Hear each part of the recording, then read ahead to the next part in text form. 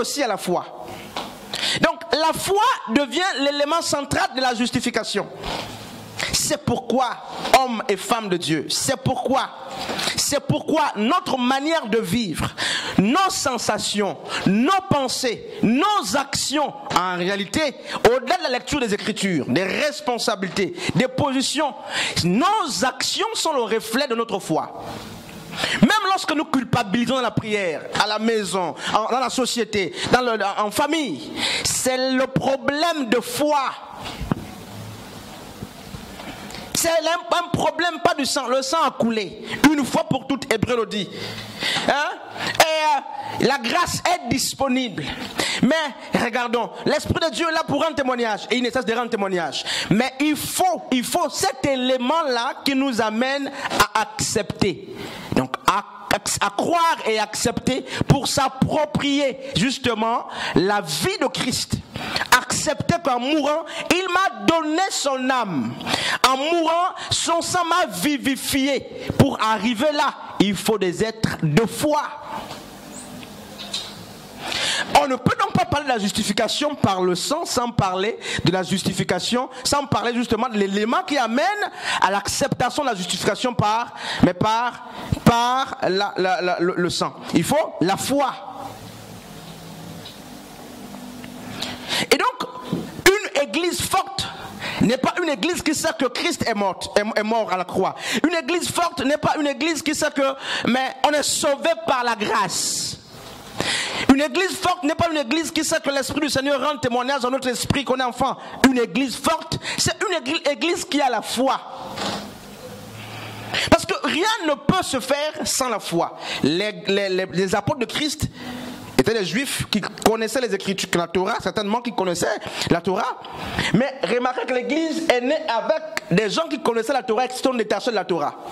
Des gens comme les Pierre, tous les Thomas, les Judas, les Jacques, tous ceux qui étaient là, c'est des gens qui connaissaient la Torah et qui par la foi se sont séparés des alliances de père pour se tourner, n'est-ce pas, vers la prédication de Christ.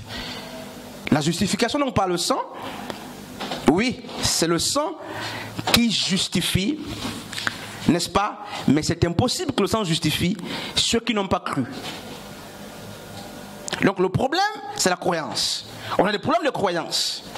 Regardons, c'est-à-dire que, homme de Dieu, on parle en connaissance de cause. Regardons notre attitude.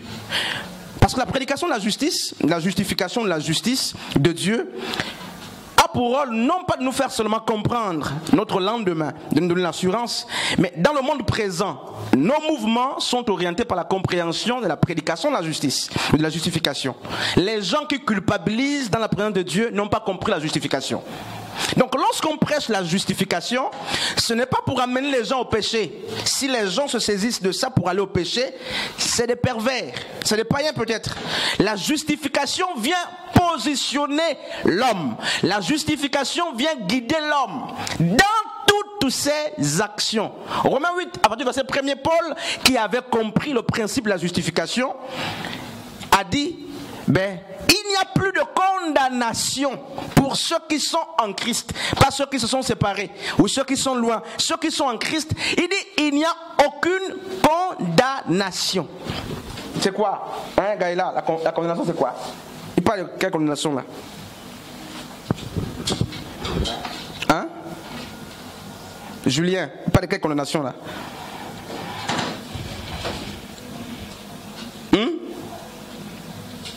Tu connais plus la condamnation? C'est quoi la condamnation là? Romains 8, 1 là. Et c'est quoi la condamnation? L'enfer? Ce gars là, prends le micro là, c'est ça non? La condamnation, qu'est-ce que c'est quoi?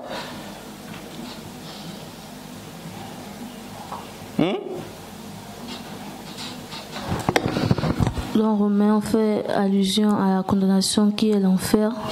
L'enfer, ok. Julien, frère Julien, le micro là. Vous avez vu, non? En fait, c'est ça. C'est ça le problème. En fait, vous avez vu que, laisse même, je sais où tu vas en venir. Attends, regarde, tiens le micro.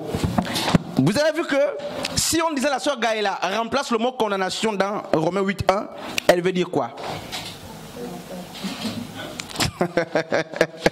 Il n'y a plus l'enfer pour ceux qui sont en Christ. Mais en fait, l'auteur dit quoi? Les pensées ne doivent plus nous accuser. La conscience ne doit plus t'accuser. Le monde ne peut pas t'accuser. Même Satan ne peut pas t'accuser. C'est ce qu'il veut dire. Plus de condamnation pour ceux qui sont en Christ. Il ne parle pas de l'enfer. Non, c'est pas d'abord. Là-bas, c'est la finalité. Il ne parle pas de ça. Dans le siècle présent, lorsqu'on a compris la justice de Dieu ou la justification, même le péché que j'ai commis hier ne doit pas avoir d'effet sur moi. Si du moins, je me rectifie. Pourquoi? Parce que Dieu est toujours content de moi, ma Anne. Ça peut sonner mal dans l'esprit de l'homme. Dieu est content de la sœur Joss, quel que soit ce qu'elle fait. Ça peut choquer quelqu'un. Quelle que soit la vie de la sœur Joss en tant que chrétienne, Dieu est toujours content d'elle. Non, oui et non. Oui, pourquoi? Parce que Yeshua en mourant confère sa vie à Joss. Dieu, quand il voit Joss, n'est-ce pas, a substitué. En fait, il voit Yeshua dans la vie de Joss. Et parce que Dieu, donc le Père est toujours content du Fils, si le Fils est dans un corps, il y a le principe de substitution. Le Père voit son Fils dans ce corps et il sera toujours content de ce corps. Pourquoi? Non pas que ce corps est parfait, mais parce que ce corps abrite celui qui fait la fierté de Dieu. Tu n'as pas compris ça?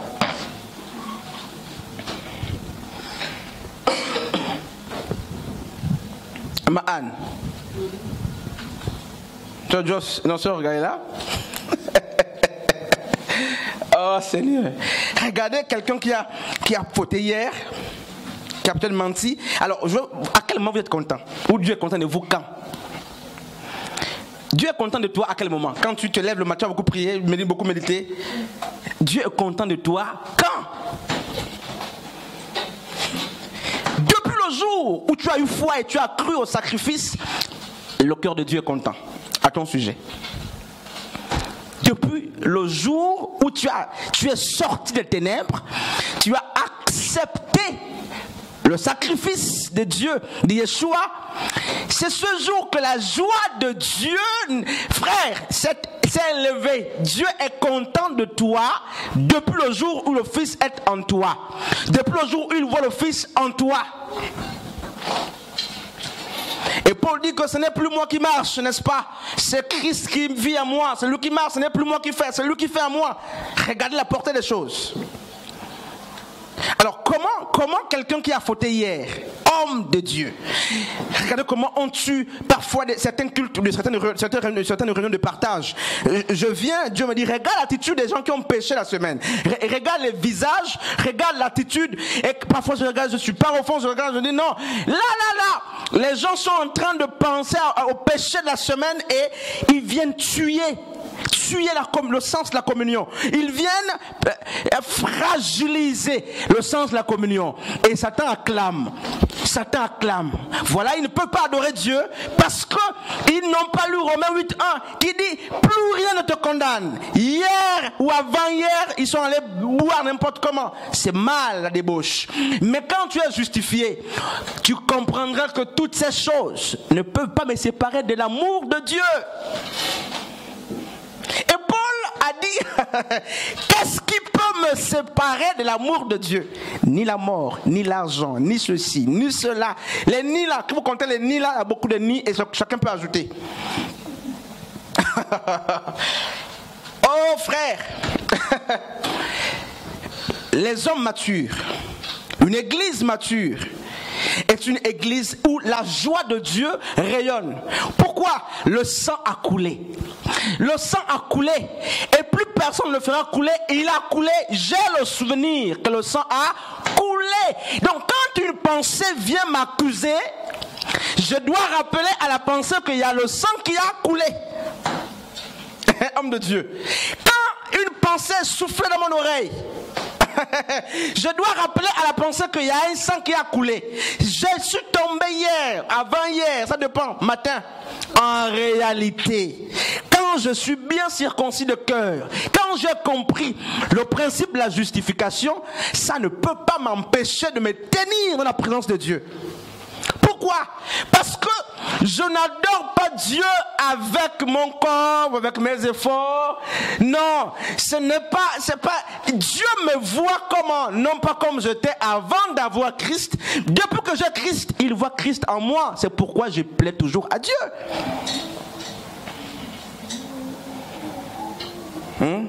Tiens, Sharon. Et ça fait que tu ne peux pas pécher n'importe comment, parce que tu sais, c'est un honneur. C'est un honneur, homme de Dieu, c'est un honneur. Et regardez les chrétiens qui aiment pleurer. Pleurons pour adorer Dieu. Pour dire, Seigneur, tu es beau tellement, je vois la beauté. Vraiment, tu es merveilleux. Ça, c'est les vraies larmes qui coulent. Ah oui. Je voudrais que l'église pleure pour dire merci avec des larmes. Les larmes ne coulent pas seulement pour exprimer la tristesse. Mais de moins en moins que les gens pleurent pour les péchés. Joss.